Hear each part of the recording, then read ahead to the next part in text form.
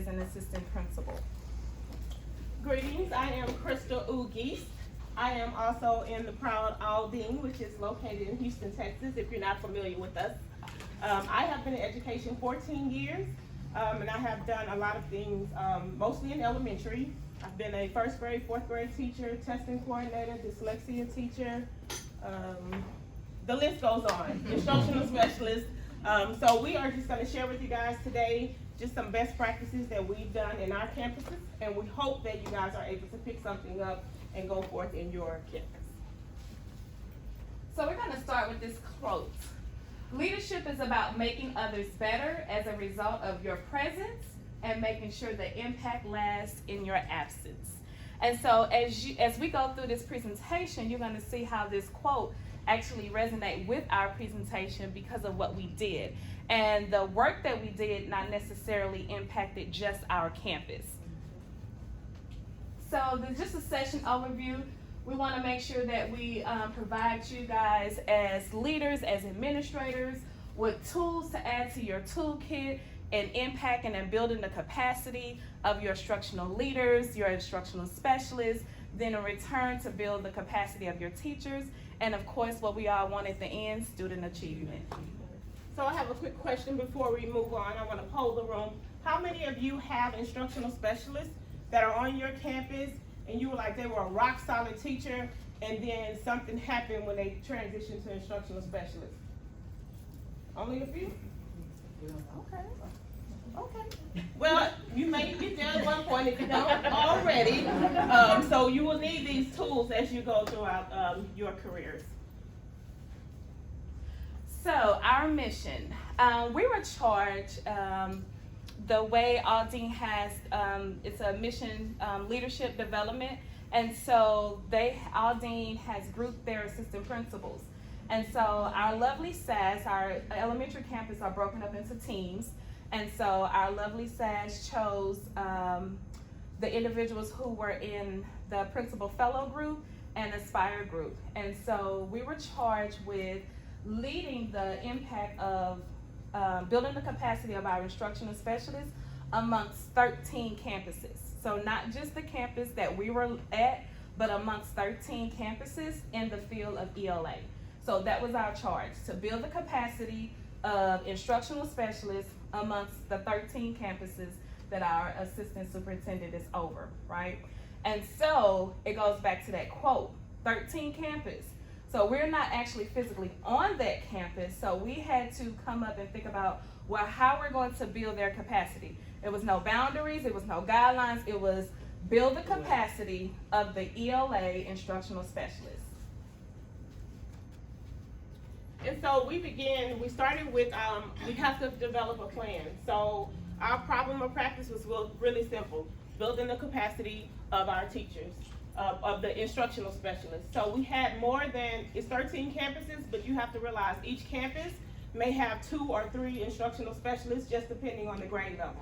So our mission was very clear. We just wanted to make sure that we were building their capacity, and we wanted to see it translate over into teachers. And so we developed 3 main objectives, 3 to 4 objectives, and we will go over them in the next slide. But this is just kind of what we did when we began the project. So we had to develop some high leverage actions, and then we also had to consider those barriers. So if you think about it, we can do this work, but when they go back to their campus, their principal can kill it.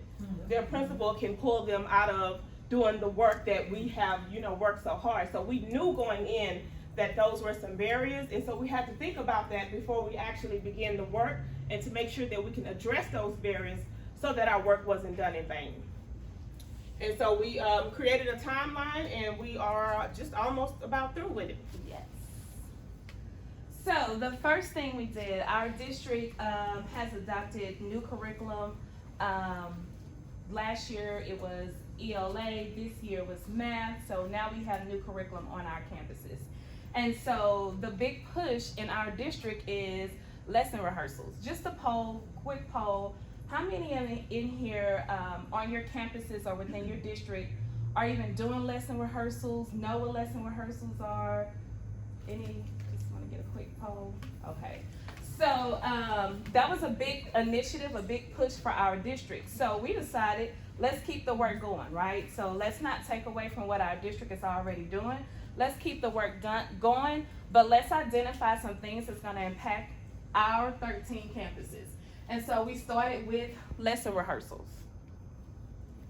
And so the purpose of lesson rehearsals is just for teachers to get that practice in before they go to their students. I like to say, we're gonna practice on each other before we get in those classrooms and practice on students. We don't have time to practice on our students. We need to get it right the first time when we go into those classrooms. So when we're coming into what we call CBPLs, which you may be familiar with, PLCs, we're gonna get it right that time. And so that was our whole mission and purpose of the lesson rehearsals. Again, we're about the only profession that don't have where that professional individual is doing the practice prior to. Your doctor has put in work prior to becoming your doctor, but we don't put in work prior to becoming when we're in teaching, right? We get a new teacher, here's the curriculum, go and learn it, I'm gonna coach you through it, here's your classroom. And so now the idea is we're gonna rehearse those things before we go into those classrooms to ensure that we're truly impacting our students. And so what we did with the instructional specialists, we developed lesson plan protocols, okay? And so that consists of a document that provided the teacher who was doing the lesson rehearsal with immediate feedback. And so what we wanted, we didn't want to say, okay, this is what every campus is going to do. Here's an idea. Each campus can develop and adapt it according to their campus needs. So particular from my campus that I work at, we ensure that we provide everyone in the room when the teacher is doing that lesson rehearsal, is providing that teacher with feedback. And then we have on that document, that teacher has to go back and identify, we listed all these things that we can do different. This is the one thing that I am going to do to make sure that I do this lesson the way I needed to do, or the correct way. And so we made sure that we got together with our instructional specialists to develop those documents. And then look forwards. What are your campus look forwards? What are some things that your campus needs to work on as a content area or as a campus? So we talked about those when they was looking for doing rehearsal. So some of the things doing lesson rehearsal could be student engagement. So while the teacher is doing the actual lesson rehearsal, looking for is there student engagement there. Looking for explicit teaching. Student discourse. So certain things that we had looked for is for the everyone else who was in there while the teacher was providing that lesson rehearsal. And then how to provide effective feedback to the teachers, modeling the lessons. So we wanted to make sure we're just not saying, oh, that's a great lesson, you did really good. You know, we wanted to make sure we're providing effective feedback that is going to go about and bring that change that we wanted to see in the classrooms. And then ensuring that, again, teachers are modeling the explicit part of the lesson and not just a little introduction and not this little, no, we wanted to make sure where is that explicit teaching happening, and we wanted to make sure that's where the teachers were modeling that. And then also one thing in terms of feedback, so like she said, a lot of times when the teachers get up and they do the rehearsal, it's just, oh, it was great, but there's really nothing behind that. And so one way to push that is we started giving, just like the students, sentence stems. It was effective when you X, Y, and Z. So you had to be explicit when you provided feedback in order to push and move that teacher to the next level. Okay, so here we have these instructional specialists. We're working with them, we're developing the lesson rehearsals, and how they're going back in the classroom. So we had this conversation and we're like, this is a new curriculum. So all our instructional specialists that are in this, that we're working with, have never taught the curriculum. They've never taught the curriculum. So they're providing teachers with impact, with feedback that they haven't even indulged themselves in the lesson, right? So what we decided, we said, well, they're gonna model it here. The expectation that we have for our instructional specialists to go back to that campus and implement, we're gonna do it right here. So we had the instructional specialists actually taking lessons that the teachers are going to be teaching and modeling that amongst each other. So I'm just going to show a very short clip, not all of it, but just of our instructional specialists. So we just got done doing a lot of listening and learning about the different systems within our body. One part of our objective was to be able to describe the relationships between several different systems that we have working inside of ourselves, right? Before we get into our independent work, we want to discuss what are some things we are able to do with those different systems. For example, the muscular system. What are you able to do with the muscles in your body? Can someone help me? Say it again for me. You can pick up things. What else can we do with the muscles that are inside of our bodies? Jump. What else? Run. Walk. All types of things that we can do, right? Dance. Can you show me that? All right.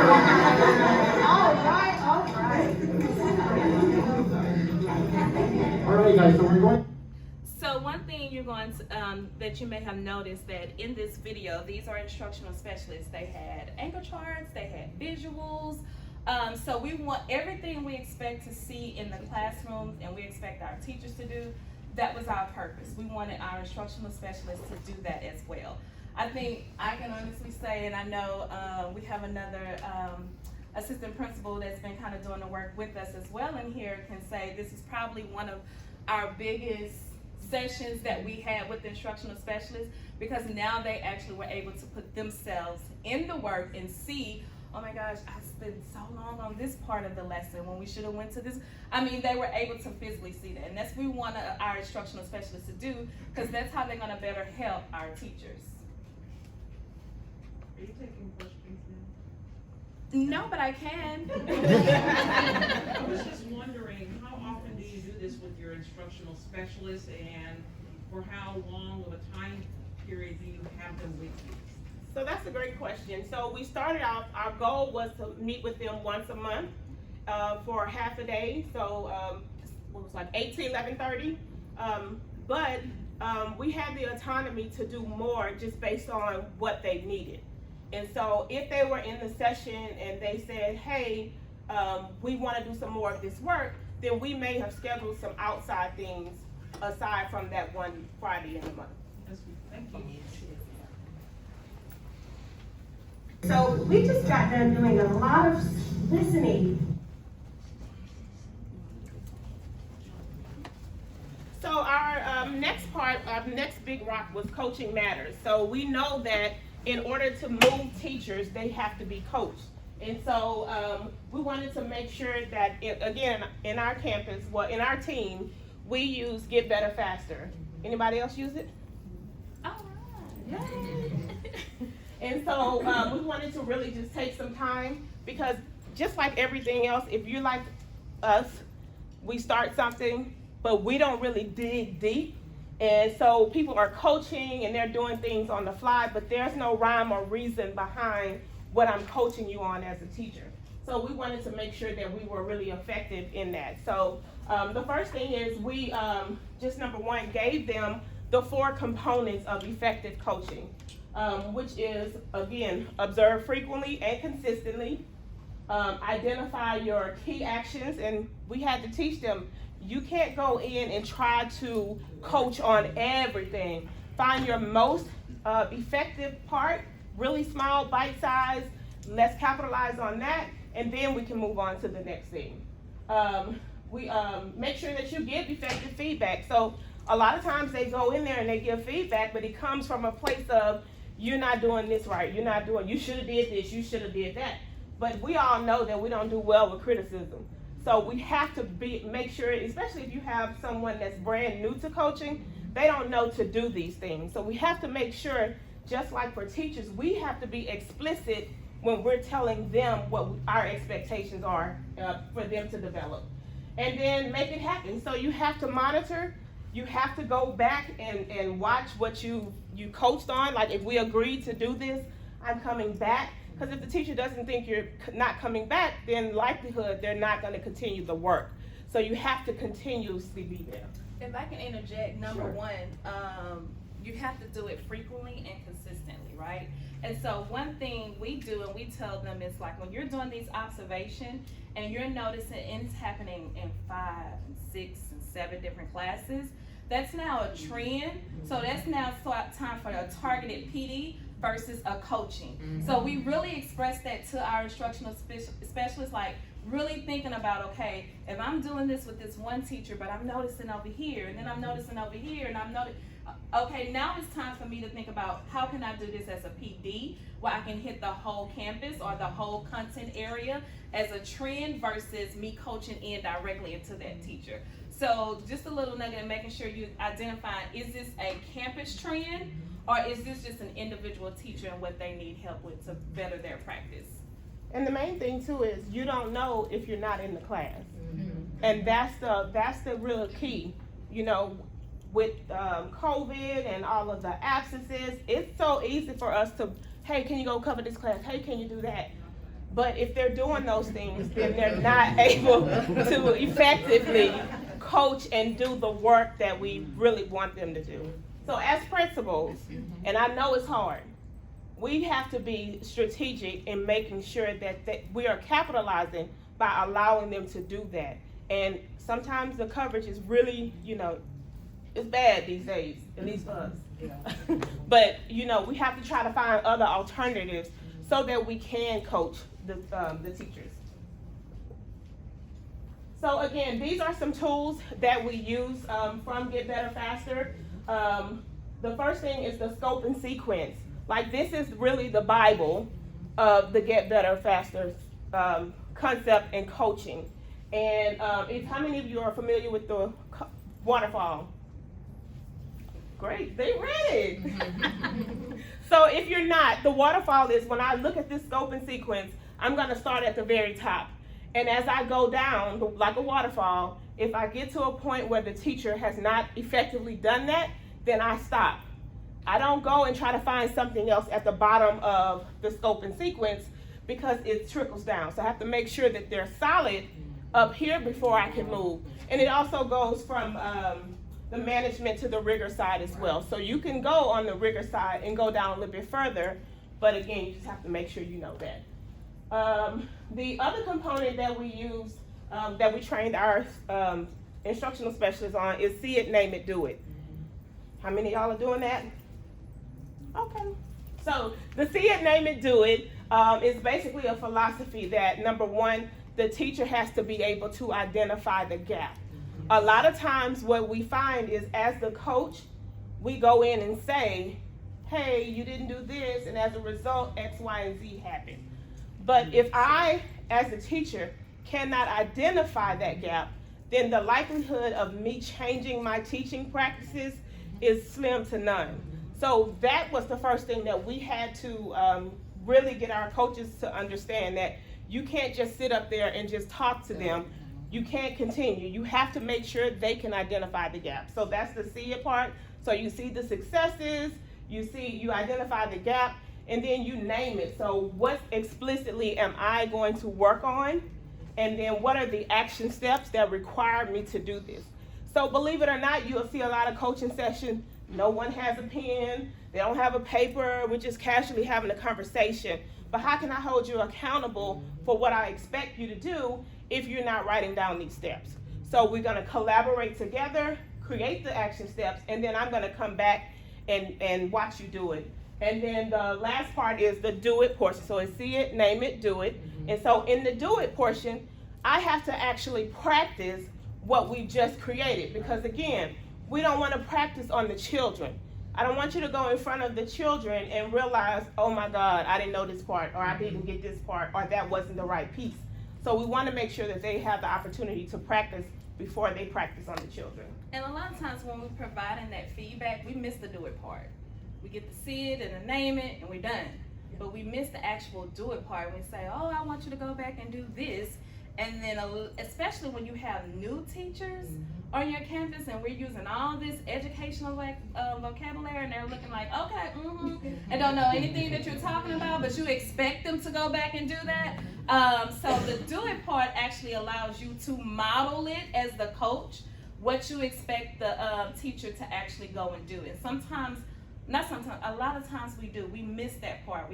I met with the person, we named it, they know exactly what it is, I told them what to do, okay, go off, you go. No, actually practice that practice. I remember we had one teacher who was like, and you're gonna aggressively monitor and they was like, didn't know what aggressive monitor means, what it looks like, right? So actually going in the classroom, no kids, it wasn't any kids or anything, and you're gonna map out your route and you're gonna have your folder, you're gonna check aggressive, teaching them that. So that do it part is very important, and sometimes we miss that in this practice.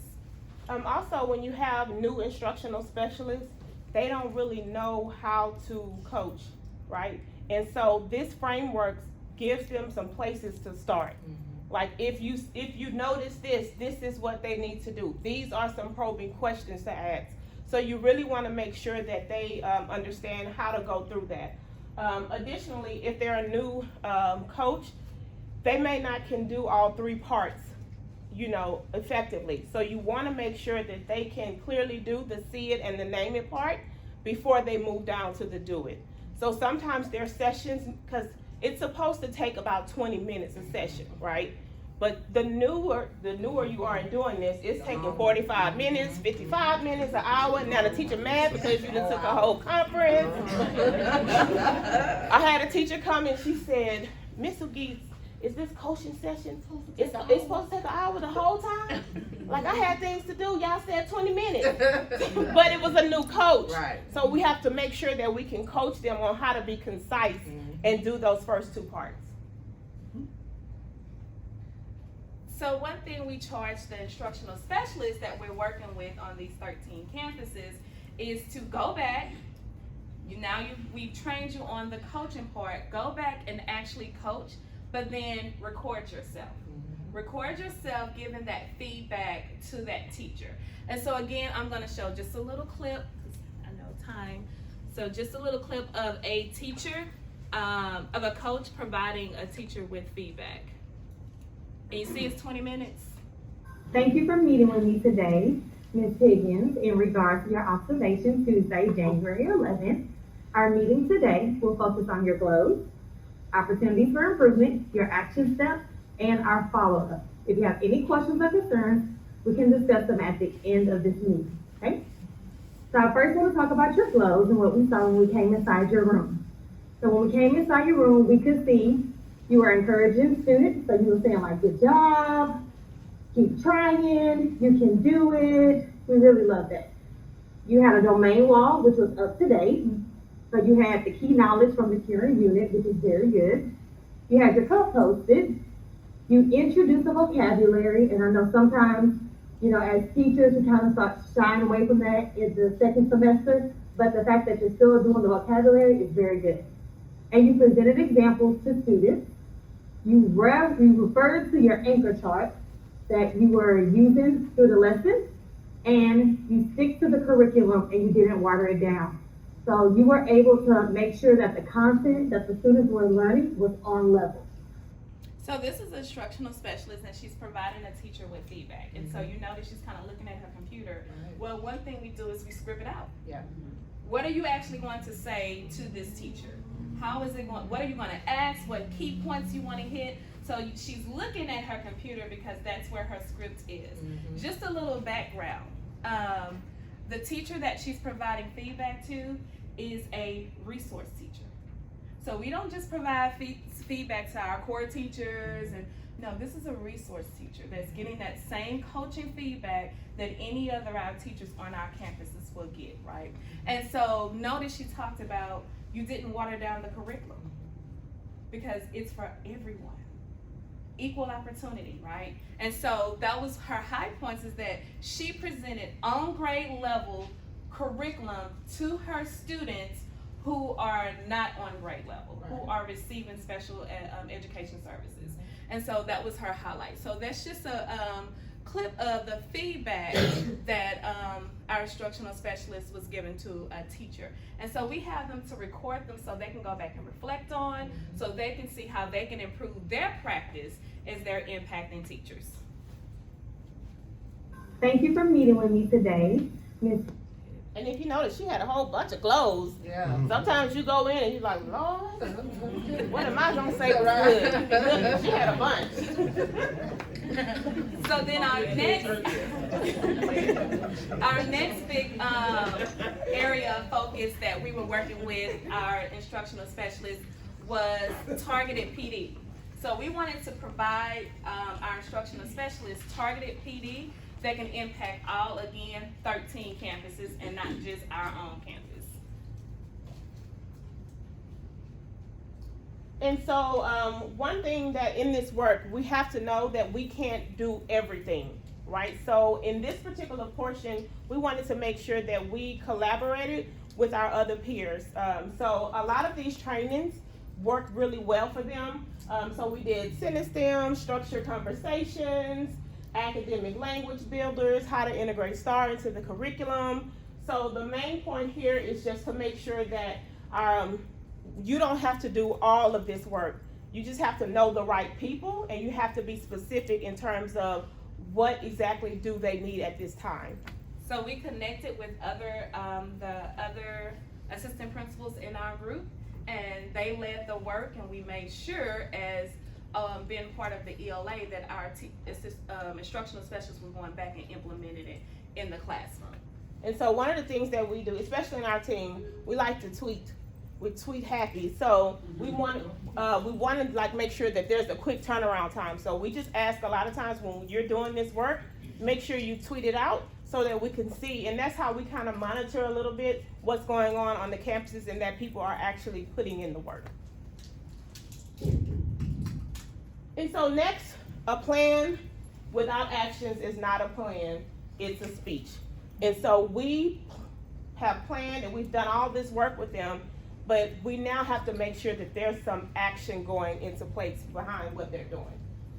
So one of the things that we do, again, is a lot of times they ask, well, how am I going to be able to coach all of these teachers? So sometimes we have to give them the work, the way to do it. And so it's first off, you have to schedule in advance.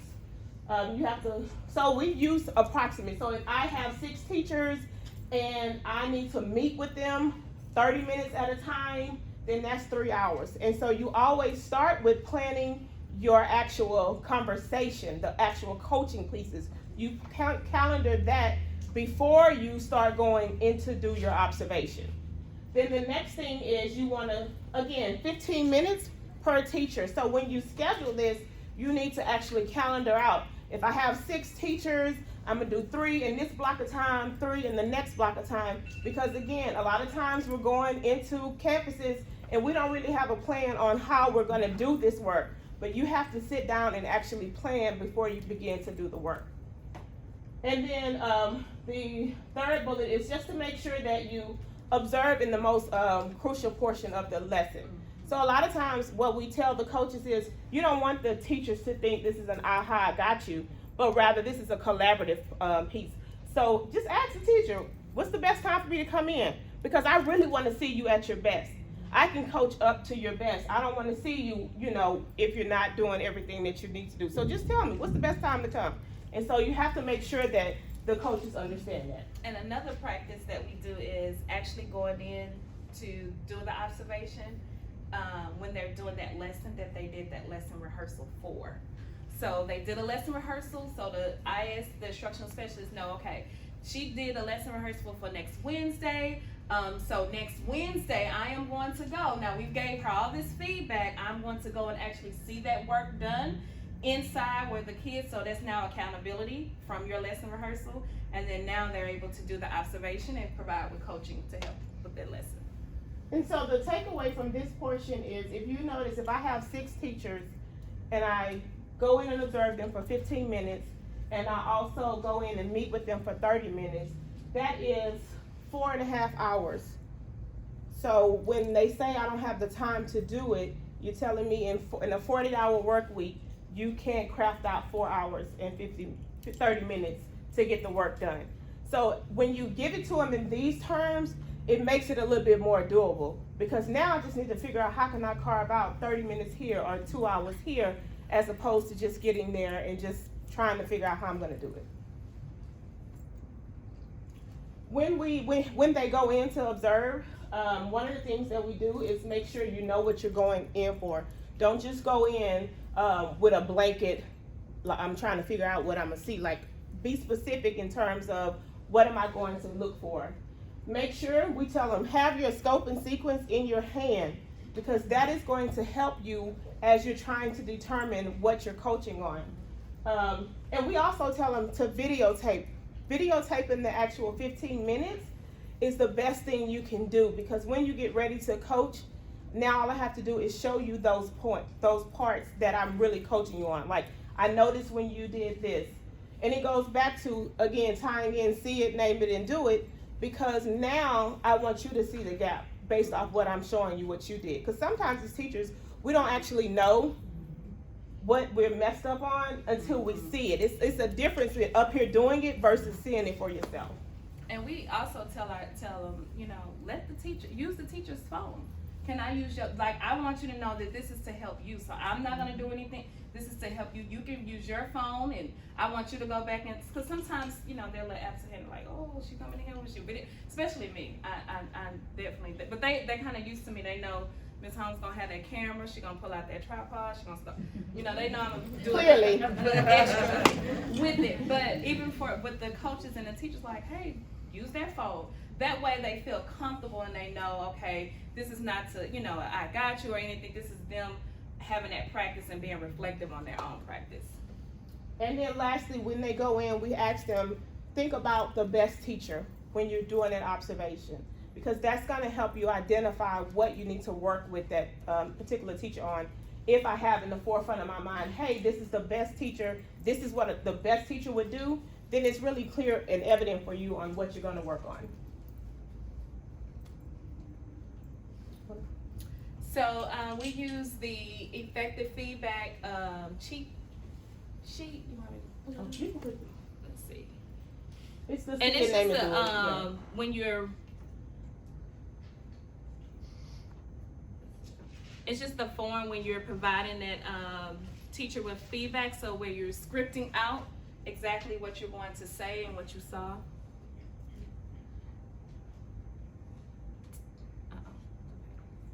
So time stamping the video for your feedback, so that way you're not playing the whole video, like you actually know exactly at this point in the video I'm going to show this so I can say that. So making sure you're being proactive with that and how you're providing that feedback and time stamping the videos. And then adding the discussion on the data during your session. So making sure that you're using those data points that you're noticing, that the coach is noticing as they're providing that feedback. And a lot of times that data can come in the form of the exit tickets. So when you're having that coaching session, hey, could you go get those assignments that I saw? Let's see how many of your kids were effective or was able to successfully do it. That's a key piece to getting them to understand that what they did may not have actually worked like they thought. And then as administrators and leadership, our main job is to monitor and have that accountability. And I like this quote, accountability breeds responsibility. So we have to do some responsiveness in order to monitor and to consistently grow. So some things that you want to do is have a weekly observation tracker. So again, if my expectation of you is to go into 6 teachers' classes every week, then I need to be able to see that you've gone in and that you've done that. And if not, what happened with that teacher? So you'll notice some of them say, well, I gave real-time feedback, or this teacher was absent, different things. So you want to make sure you have some type of form to track. And then, like for us, we make sure we review this in our ILT meetings every week. We pull it up. Hey, I noticed this is blank. Did you forget to do it, or what's going on? Do we need to have a conversation afterwards? Because again, we need to hold them accountable and making sure that they're doing what we need them to do. And also utilizing, Google Calendar. I know we have our instructional specialists put it to our Google Calendar, and sometimes I have a watch, it'll pop up. I'll go with them. Hey, I'm gonna go with you and see you while you do this observation. It's just, we working together, we're a team, but also it's that accountability piece. That's important, because you're putting this work in and you're entrusting that your leaders are going back and doing the work, but how do you actually know that they're going back and doing the work? And not waiting to the end when we're looking at different data points, star, those different things to now say, uh-oh, what's going on? So just making sure that you have that. Another piece that we added is having a feedback log. So what I can't get with you for every teacher, but I want to be able to see what kind of conversations you're having and what you're working on with that teacher. So for the feedback log, I need to know, like, when did you provide the feedback? And then we're also tying everything to what we're doing. So what was the gap? When you see it, name it and do it. So those are some of the key points. But again, the point of this is, like, I need to know. So as an appraiser, when I go in and I watch you do your classroom observation, I can go and say, oh, well, I noticed that the instructional specialist have been working on this. Do I see the evidence of that growth? So this is just to make sure we're all aligned, because again, what we don't want is for me to give you one thing to coach on, then the assistant principal give you something else, and then the principal come in and it's like 3 different things. As teachers, like, which one am I supposed to do? So we want to make sure that we're all aligned in coaching on the same thing. So I have a question from the coaching side of it. As an instructional coach, I really try not to give too much feedback, logs to my administration team, just to maintain that confidentiality, because we've always been, like, I've always been trained through gym night that it's a private situation, and they can know that we're working, but we don't go back and forth in dialogue. So how do I protect that relationship with the teachers that I'm coaching if I'm also sharing that information with the administration? Well, this information is really for the coach and the administrator. I'm not gonna go have a conversation with the teacher about what I saw on the log. This is more about me tracking you as the instructional specialist and trying to see if what you're doing is working. So my conversation with you would be, hey, I noticed that you worked on lesson internalization with Miss Carter. But when I went in, I didn't really see that she had internalized the lesson. Can you talk to me a little bit more about what steps you've taken? This is about growing you as the instructional coach, not necessarily the teacher. So it really depends on the dynamics of your campus as well, right? Because if you foster a culture of feedback and those things, they're not gonna mind, because we're all in this together. It's not you against me, because your success is my success. And that's been our big thing that has really impacted, was that everyone knows it's that we're all in this together. Especially, I think what benefited us is that we got new curriculum. So everyone's learning this curriculum, and so it made it easier for the teachers to be like, okay, I get it. She's coming because she's learning, so everyone is learning this curriculum. So it just fostered that environment that we provide. We're doing these observations. We're providing feedback. We do learning walks. Learning walks would consist of 8 to 10, 12 people that would come into your classroom. Right. But it had nothing to do with the teacher. Right. It was us as leaders learning about the curriculum and the impact it's having on our scholars, on our students. So it kind of worked for us, because that we kind of fostered that culture that this is how we do observations. Like, you're always gonna have someone in your room doing an observation, providing you with feedback, because we were all learning. And when I say all, I'm talking about district leaders. Your SAS was with you, our superintendent may be coming. It was everyone that played a part. And so the district, everyone kind of knew that. It, may have been a little shaky, but kind of worked out for us as far as us being able to really get in there and do those observations. I saw our hand. Yes, ma'am. Just 2 things. You mentioned instructional walks. Do you ever, outside of the instructional walks, do you ever incorporate the teacher going into a peers class who's doing something correctly, and you have them, and then do you incorporate that into the conversation as well, coaching conversation as well? Absolutely. That's a part of the see it, name it, do it. Sometimes I can just take you into a class and we're looking for something specific. So absolutely. And it's easier when you do it that way as well, because now you don't have to search for a video or search for the correct way that you want it to be done. And you guys did talk about your brand management book, but have you also taken part of the results coaching global coaching? I mean, you guys are doing your thing, and I'm writing down everything. And it's fantastic, but I would say, if you haven't, it's Results Coaching Global, and it's coaching on how to actually have a coaching conversation. And like everything I wrote that you're down doing is legit, but it's so, when I walk out of those trainings, I'm on level 3 now, when I walk out of that, I just feel so empowered on how to just talk to anybody. And, it's just, again, it's, when you walk out of there, it's not even you coach, like telling them advice. Right. They're working through their thoughts, and it's just you coaching them through that, and it gives you the, you say you, provide the, we say script. It's not necessarily scripted, it's just giving you the practice so much so that it becomes a part of your, the way you operate, so. And what's the name of that again? Results Coaching Global. Got it. All right, so we've kind of come to the end of our session. We hope you guys learned something. We hope you guys have something you can take back to implement on your campus. We do ask if you have a phone, if you can scan the QR code and provide us with some feedback. We will take some questions, but I know we want to respect everyone's time. So yes, ma'am, in the far back, and then I'll come up. Are you gonna add your, I'm sorry, will you be adding your presentation to the draft so we'll be able to see it? Yes, we will. We'll add it to it. Yes. So, and then that way you will have access to some of the toolkits that we use on there as well. Yes, ma'am. That was my question about, there were certain forms that you mentioned, like the document or feedback and send stamps, so that's gonna be available? Yes, we'll have that, so you guys can have that information. Yes, I'm ma'am. not sure if anybody else, but I can't view your feedback form Oh, since you I need can't? permission. Oh, Oh, man, sorry.